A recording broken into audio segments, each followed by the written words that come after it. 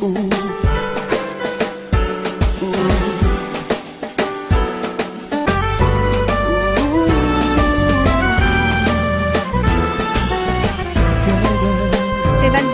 Fabrice, écoutez-le. Alléluia.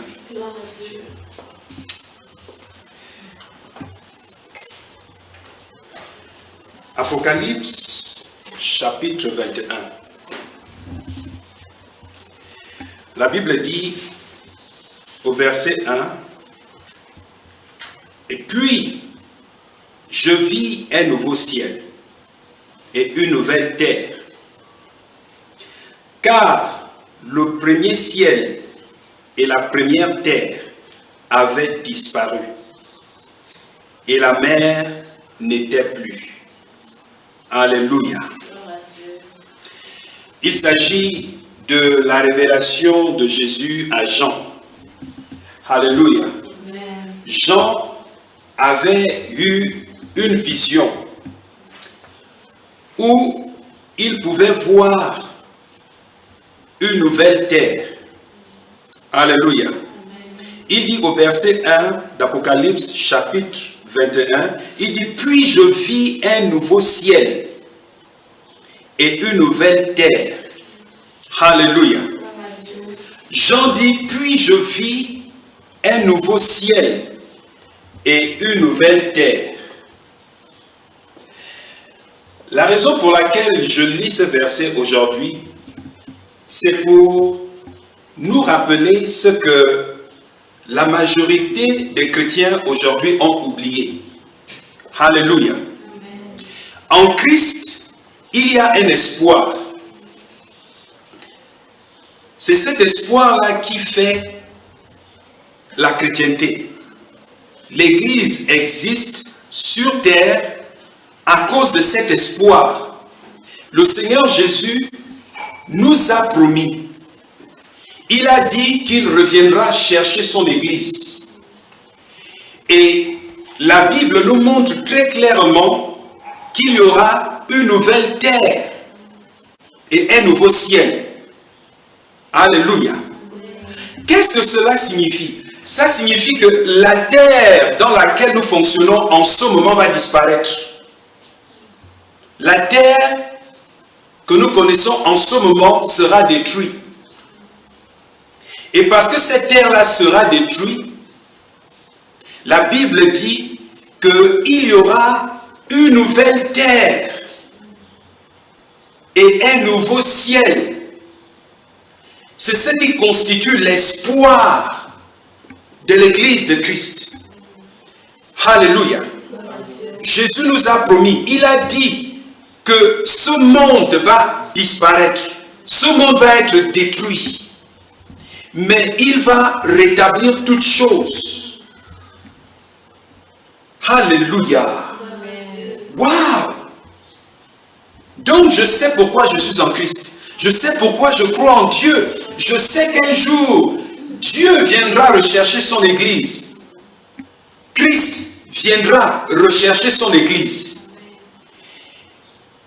Et lorsqu'il aura pris son Église, après un certain temps, la Bible nous dit, il y aura une nouvelle terre et un nouveau ciel.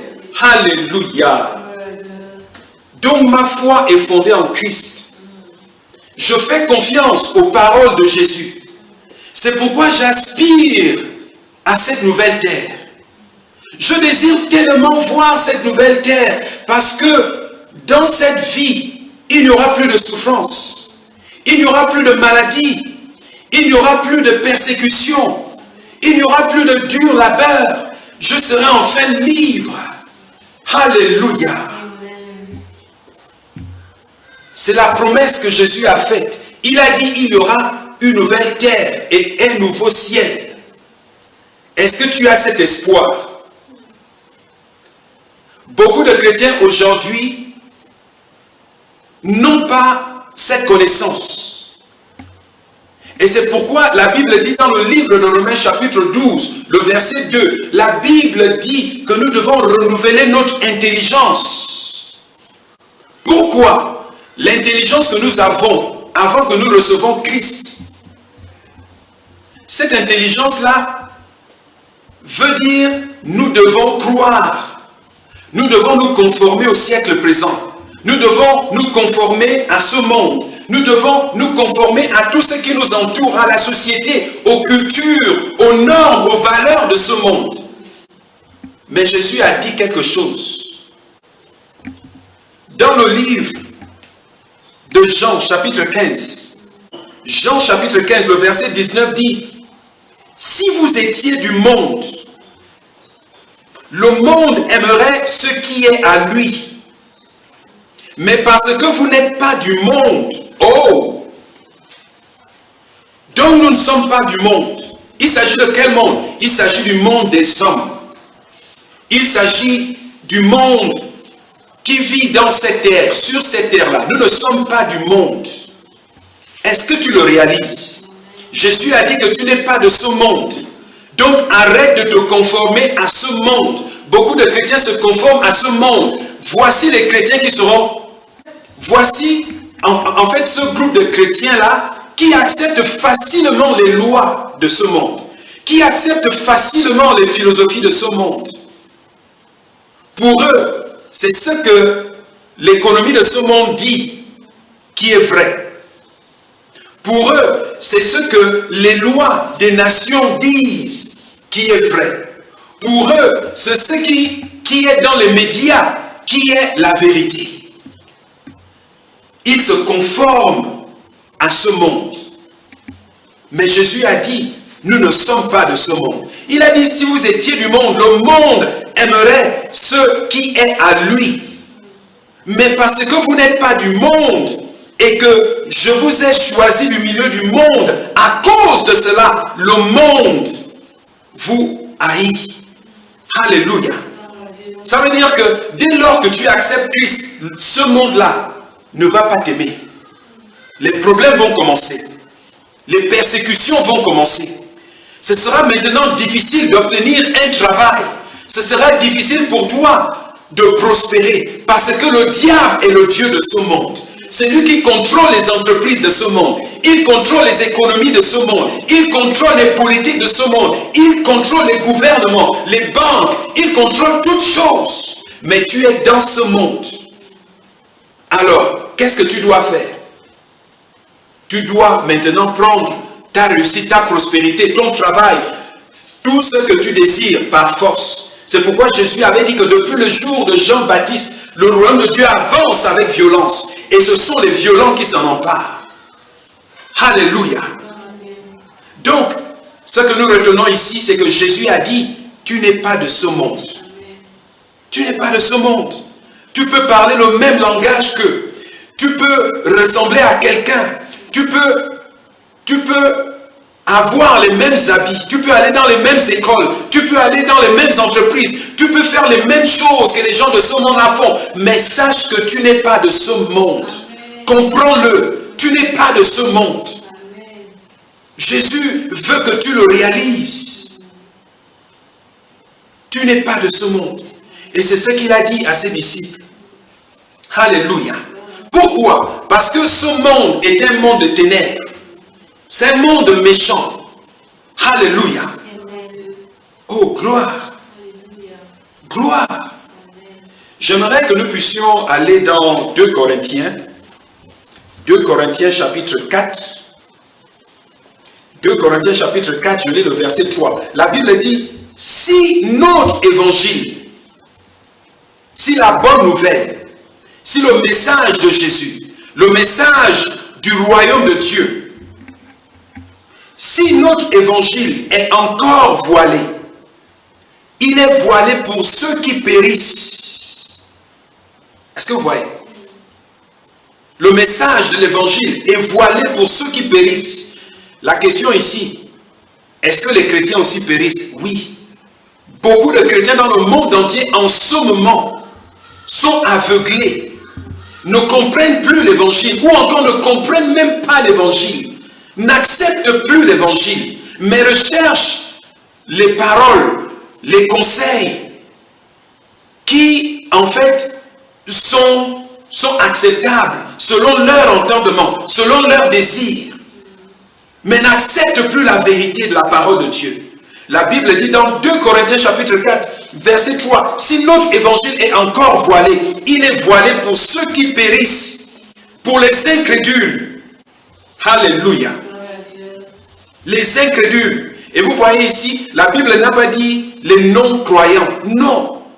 La Bible dit ici que le message de l'évangile est voilé pour ceux qui périssent. Qui périssent? Quelles sont ces personnes-là qui périssent? Il s'agit des incrédules, dont le Dieu de ce monde a aveuglé. Alléluia. L'intelligence de beaucoup de chrétiens dans le monde entier, aujourd'hui, leur intelligence est voilée par le Dieu de ce monde.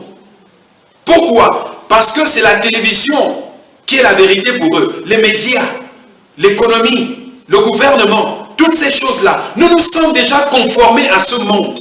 C'est triste. C'est triste. C'est triste. Alléluia.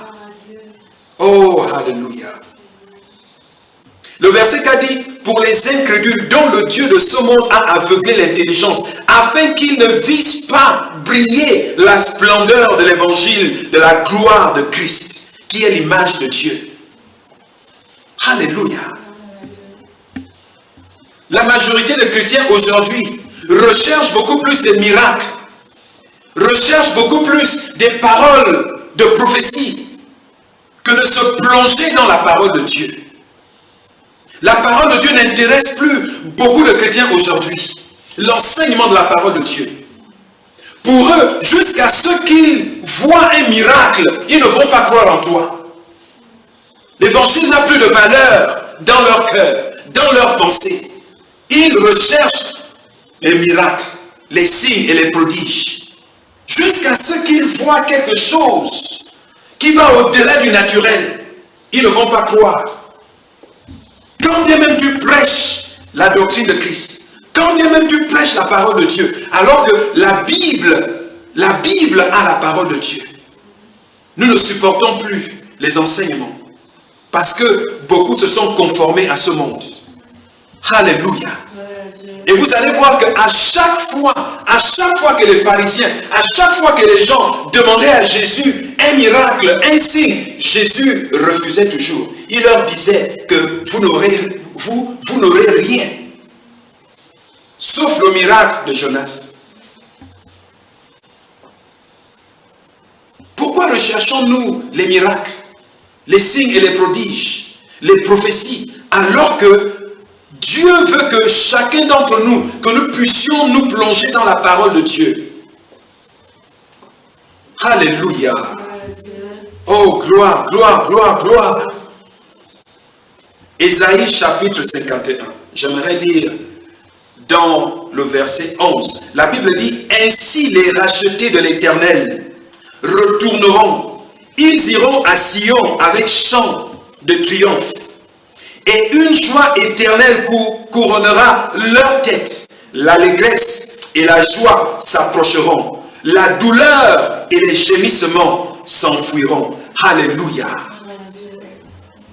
C'est pourquoi j'ai lu dans Apocalypse chapitre 21, où Jean dit, puis je vis un nouveau ciel et une nouvelle terre, car le premier ciel et la première terre avaient disparu et la mer n'était plus. Alléluia. J'aspire à ce temps. J'attends avec hardiesse le son de la trompette, la dernière trompette. Afin que quand cette trompette sonne, je serai prêt à recevoir mon corps céleste, mon corps glorifié. Parce que la Bible dit que je suis en Christ, j'ai reçu Christ dans ma vie, dont mon esprit a été régénéré. La seule chose qui me manque en ce moment, c'est mon corps glorifié, le corps céleste, qui fera de moi un homme complet en Dieu. Alléluia. Ouh, gloire. Nous avons des corps mortels en ce moment, mais nous sommes nés de nouveau. Nous avons le Seigneur en nous. Notre esprit, l'esprit humain a été glorifié, régénéré. Nous avons l'image de Dieu en nous. Nous sommes comme lui. Alléluia. Mais nous attendons nos corps célestes. Au dernier son de la trompette. Combien de chrétiens ont peur de méditer même sur cela? Beaucoup de chrétiens ne veulent même pas réfléchir sur l'enlèvement ou la venue de Christ. Pourquoi? Parce qu'ils se sont conformés à ce monde. L'argent les intéresse. Ils sont devenus amoureux de l'argent, amoureux de la politique, amoureux de l'économie, amoureux de la technologie, amoureux des choses de ce monde. Mais moi, je suis amoureux de Jésus. J'aime Jésus. Je l'aime de tout mon cœur. Et je sais que bien qu'étant dans ce monde, je ne suis pas de ce monde. Alléluia. Mais parce que je suis dans ce monde, je prospère. Bien que n'étant pas de ce monde, je prospère à tous égards. Toutes les choses qui existent dans ce monde ont été créées pour ma gloire, pour ma prospérité, pour ma grandeur. Alléluia. Oh, gloire, gloire, gloire. Est-ce que vous réalisez ce que je suis en train de dire? Merci de nous avoir suivis.